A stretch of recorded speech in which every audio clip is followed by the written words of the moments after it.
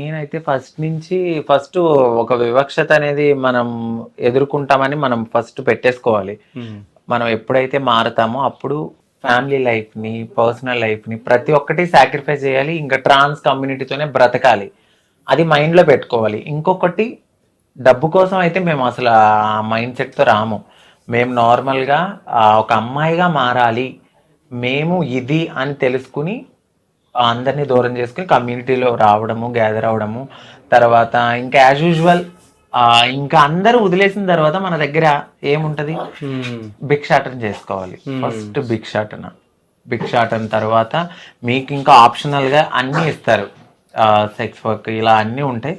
మనం తీసుకునే దాన్ని బట్టి ఉంటది. అంటే మీకు ఆప్షనల్ గా ఇస్తారా? అంటే నువ్వు అంటే ఎవరు ఫోర్స్ చేయరు.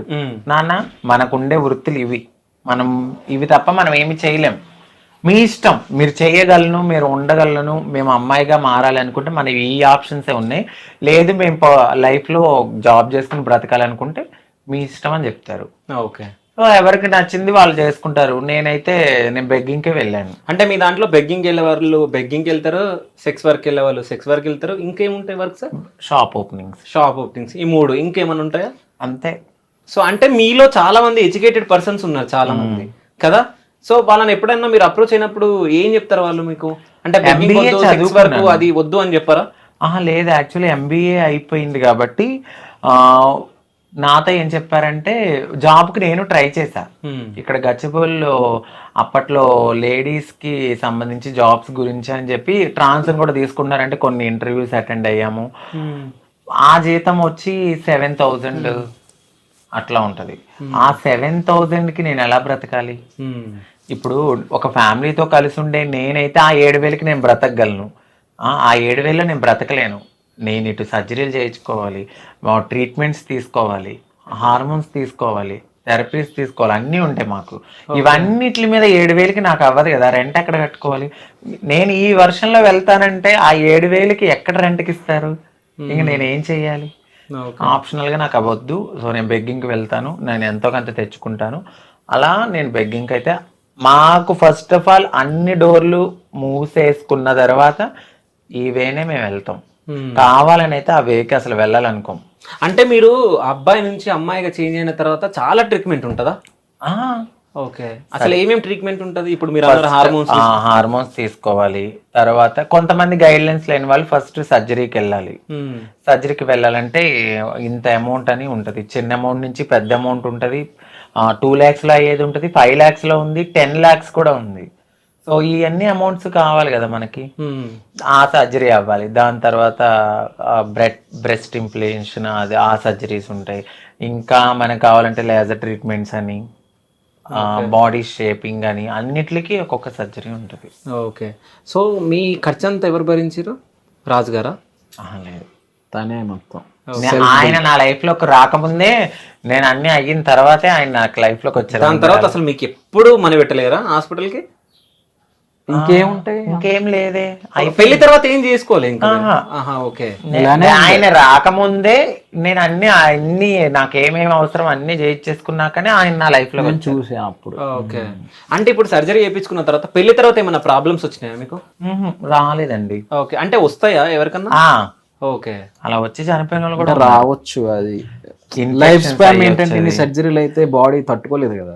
ఎనాస్థీసియా ఎక్కువ తీసుకునే కొలది మన బాడీ కంట్రోల్ అనేది మనలో ఉండదు. ఇప్పుడు నేను చూడడానికి కొంచెం దిట్టంగా ఉన్నానా, నాకు ఆ చేతిలో ఓపిక గానీ అంత తక్కువ ఉంటది. సర్జరీ అవ్వగానే ఒక అమ్మాయికి ఎలా అయితే పిల్లలు పుట్టినప్పుడు ఆ బ్లడ్ పోయి అన్ని పోయి ఎలా ఉంటుందో మేము కూడా అంతే. లిటరల్లీ కొద్దిగా ఇప్పుడు వెన్నెపూసకి మాకు ఇంజెక్షన్స్ ఇస్తారు, ఆ నడు నొప్పి ఉంటది. ప్రతిదీ పెయిన్ తోనే. ఒక ముళ్ళ బాటలో నుంచి గులాబీ ఎలా అవుతుందో మేము కూడా అంతే. ఓకే. సో ఆ గులాబీని రక్షిస్తున్న రాజుగారా? అంతే, అలాగే చెప్పాలి. చాలా బాగా చూస్తారు. సో పెళ్లి తర్వాత చాలా మంది బయటికి వస్తున్నారు కదా, మీ తోటి ఎవరైనా సజెషన్ తీసుకొని పెళ్లి చేసుకున్న వాళ్ళు ఉన్నారా? నేనైతే చెప్తానండి ఫస్ట్. అలా అడిగి చేసుకున్న వాళ్ళు కూడా ఉన్నారు. కానీ మీడియా ముందుకు రాని వాళ్ళు కూడా ఉన్నారు, అంటే అక్కడక్కడ చేసుకుని. సో నేనైతే ఒకటే చెప్పా, అండర్స్టాండింగ్ తో చేసుకోండి. గొడవలు అవుతాయి. ఇప్పుడు వైఫ్ అండ్ హస్బెండ్ అన్నాక గొడవలు అవుతాయి. త్వరగా దేనికి అట్రాక్ట్ అవ్వద్దు. ఒక ఫస్ట్ ఫ్యూచర్ గోల్ ఎక్కువ పెట్టుకోండి. లవ్ చేసాము అంటే దానికి తగ్గట్టు చాలా ఉంటాయి. అన్ని గమనించి అన్ని చూసి అన్ని చేసి చేసుకోండి. ఒకరినొకరు అర్థం చేసుకున్నాక ఇంకా మేము చేసుకోవాలి అనుకున్నప్పుడే చేసుకోండి. చేసుకుని మళ్ళీ విడిపోతే అది మొత్తం కమ్యూనిటీ ట్రాన్స్ మీద పడుతుంది. ఇప్పుడు ఒక అబ్బాయి తప్పు చేస్తే అబ్బాయిలు అందరి మీద తప్పు వేయరు, ఒక అమ్మాయి తప్పు చేస్తే అమ్మాయిలు అందరి మీద చేయరు. కానీ ఒక ట్రాన్స్ ఎవరో ఒకరు చేసేదానికి ఈ ట్రాన్స్జెండర్లు అంతా ఇంతే. ఓకే, మీరు అబ్జర్వ్ చేయండి చాలా. మీరు ఇప్పుడు ఇది అన్నందుకు నేను ఒకటి అడగాలి. మీరు రాయదుర్గం పోలీస్ స్టేషన్ సంథింగ్ ఒకసారి మీద న్యూస్ వచ్చింది బయటికి. సో మీరు వెళ్ళి ట్రాన్స్జెండర్స్ అందరు వెళ్ళి ఒక నైట్ లో మీరే ఎక్కువ కనిపించి అరుస్తున్నారు మీరు పోలీసుల మీద. సో ఏం జరిగింది ఆ రోజు? యాక్చువల్లీ ఆ వీడియో పెట్టింది నేనే. నా వీడియో నేను నా యూట్యూబ్ లో పెట్టాను. అది ఓకే, ఏమైందంటే ఒక పాప, మా కమ్యూనిటీ పాప, మా గురువు గారు నాకు చెప్పారు ఇలా అమ్మాయిని కొడుతున్నారంట. వాళ్ళ సిస్టరు తను ఒక అపార్ట్మెంట్ లో ఉంటున్నారు. కింద వాచ్మెన్ వాళ్ళు ఈ అమ్మాయి ట్రాన్స్ కదా అని చెప్తే మీ చెల్లి నువ్వు మీ తమ్ముడో చెల్లో ఏదో అన్నారంట. మాకు ఇష్టం లేని లాంగ్వేజ్ మాట్లాడేసరికి మా కోపం వచ్చిందంట తనకి. ఇలా చేస్తే బాగోదు అది ఇది అని తిట్టారంట. తిట్టిన తర్వాత వాళ్ళ అక్క మీద జుట్టు ఇలా పట్టుకుని కొట్టడం అనేది ఎందుకు జరిగిందో మనకు తెలియదు. జరగగానే మాకు చెప్పగానే నేనైతే ఫస్ట్ మా గురువు చెప్పగానే నేను వెళ్ళాను. అక్కడ ఫస్ట్ సామరస్యంగానే మాట్లాడాము. తర్వాత కమ్యూనిటీలో కొంతమంది వచ్చేసరికి మా అమ్మాయిని ఎందుకు కొడతావు అది ఇదని ఆ చిన్న ఇష్యూ కాస్త మొత్తం కొంతమంది ట్రాన్స్జెండర్, నేను అక్కడే ఉన్నాను, నన్ను ఎవరు ఏం అనలేదు. మరి ఏమనున్నాను, ట్రాన్స్జెండర్ అనుకున్నారు, మన అమ్మాయి అనుకున్నారు, నన్ను అసలు ఏమనలేదు. మిగతా చాలా ట్రాన్స్జెండర్స్ ని కొట్టేశారు. మీరు సెలబ్రిటీ కదా అంటే ఏమో నాకు తెలియదు, బై గాడ్ గ్రేజ్ నాకు తెలియదు, నా కళ్ళ ముందే జరుగుతున్నాయి. మా ట్రాన్స్జెండర్స్ అందరినీ కొడుతున్నారు, నేను అలాగే నుంచున్నాను. నన్నైతే అసలు చిన్న మాట అనలేదు. నాకు కోపం వచ్చి నేను కొట్టాను ఆ అబ్బాయిని, ఒక అబ్బాయిని. అప్పుడు కూడా కొట్టలేదు. ఇలా పోలీసులు వచ్చారు. నేను తీసుకుని రాయదుర్గం అదే పోలీస్ స్టేషన్ దగ్గరికి వెళ్ళి కంప్లైంట్ ఇస్తే తీసుకోలేదు. వాళ్ళు కొంచెం చిల్లర బ్యాచ్ రౌడీ ఇలా ఉన్నారు. తర్వాత కేసు టేకప్ చేసి నాకు పైనుంచి ఫోన్ వచ్చింది. మరి ఎలా వచ్చిందో తెలీదు, నా నెంబర్ ఎలా తీసుకున్నారో తెలీదు. పైన డిఎస్పీ గారి నుంచి కాల్ చేశారు నాకు. అప్పుడు చేస్తే మాట్లాడాము, షార్ట్ అవుట్ చేశారు. తన ఫోన్ కానీ అన్ని కానీ తీసుకున్నారు. వాళ్ళకి పనిష్మెంట్ ఇచ్చారు. అక్కడి నుంచి కాల్ చేసి ఇప్పుడు వాళ్ళు అయ్యింది. అది మళ్ళీ ఒక లాయర్ గారు, మళ్ళీ ట్రాన్స్ కమ్యూనిటీ చైర్మన్ అందరూ చేశారు ఫోన్. అంటే మీ దాంట్లో కమ్యూనిటీ చైర్మన్స్ వాళ్ళందరూ ఉంటారా? అంటే ఇప్పుడు లైలమ్మ గారు, ఇలా కొంతమందిని పెద్ద పెద్ద మెచ్యూరిటీ ఉన్న వాళ్ళు కూడా చేసి అలా కాదమ్మా ఇలాగని మాట్లాడి అప్పుడు షార్ట్ అవుట్ చేశారు. సో ఆ వీడియోలో రాజు గారు లేరు, ఎక్కడికి వెళ్ళారు? ఈయన ఆ రోజు లేరు, ఆయన వస్తానన్నారు. వద్దు, నేను వద్దని చెప్పాను. అది కమ్యూనిటీ ఇష్యూ, నువ్వు రావద్దు. నా పర్సనల్ ఇష్యూ అయితే నువ్వు రా, నా పర్సనల్ కాదు అది. కమ్యూనిటీతో నేను వెళ్ళినప్పుడు ఒకవేళ మిమ్మల్ని కొట్టినుంటే రమ్మంటుండే, ఆయన వచ్చేసేవాడే. అప్పటికే వాళ్ళ బ్యాచ్ ఫ్రెండ్స్ అందరినీ, ఇంకో నా భార్య అక్కడికి వెళ్ళింది, మీరు రెడీగా ఉండండి, లొకేషన్ పెట్టండి, అప్పటికే చెప్పేస్తున్నాడు వద్దు, ఇది చాలా పెద్ద ఇష్యూ అవుతుంది. అప్పటికే నేను ఏదో కారప్పుడు తీసుకున్నాను, ఏదో ఎవరైనా నా మీద అటాక్ చేస్తే అక్కడ ఏమండి మీరు అంకిత రాజు కదా అని అన్నారు. ఒరే సాయి, ఆ క్యారెట్ ప్యాకెట్ వేసారు ఆ సూట్ కేసు అదే డిక్కీలో వేసారని చెప్పా. ఇంకా సైలెంట్ అయ్యి తెలివిగా ఆలోచించి స్టేషన్ కి వెళ్ళడం. సో ఎక్కడికైనా వెళ్తే మొత్తం రెడీ చేసుకుని పోతారు, కారం, పెప్పర్ స్ప్రే అన్ని. పోలీస్ స్టేషన్ ముందు జరిగిందే చూసారు, కానీ దాని తర్వాత ఎక్కడెక్కడో కొడితే డౌన్ గాని అప్పు గాని సర్జరీలు అయినప్పుడు కొట్టడానికి కొడితే చచ్చిపోతారు. బ్రెస్ట్ ఇంప్లేషన్ జరిగిన చోట కానీ ఇంకా అక్కడ కానీ తగిలితే టాయిలెట్ అనేది స్టాప్ అయిపోయి చనిపోయిన వాళ్ళు ఉన్నారు. అందుకని మేము త్వరగా రియాక్ట్ అవుతాం. మా కమ్యూనిటీలో ఒక కొంచెం ఎంత ఇప్పుడు మీరు నేను నా పక్కన ఒక కమ్యూనిటీ అమ్మాయినా మేము ఎంత కొట్టుకున్నా తిట్టుకున్నా మా మీద వేరే వాళ్ళు వచ్చేసరికి మేమంతా ఒకటైపోతాం. ఆ బాండింగ్ ఉంది మాలో.